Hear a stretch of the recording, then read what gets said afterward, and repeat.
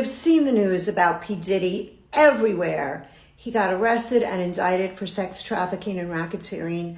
And a few months ago, we saw that horrific video of him beating his ex-girlfriend, Cassie. In this series of videos, I am going to break down his relationship with Kim Porter based on her alleged journal and diary and look at their relationship through the lens of a trauma bond.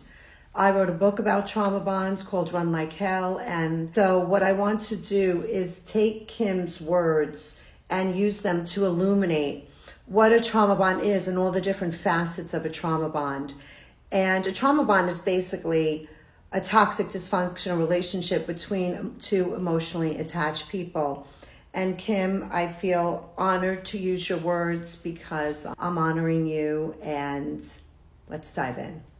So, this is chapter 2, page 4.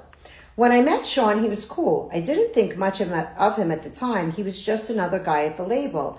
Uptown was huge, and we were living all our best life.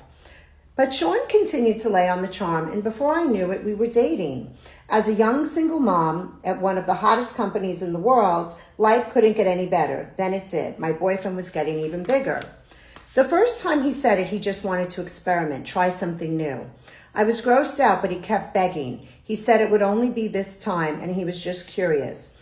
I was only 20 at the time. I said, what the hell? I hated it. He bled from it, and there was shit on it. I left him alone after that. So here we see the typical beginnings of a trauma bond. When she first meets Diddy, she's not even that enamored with him, right?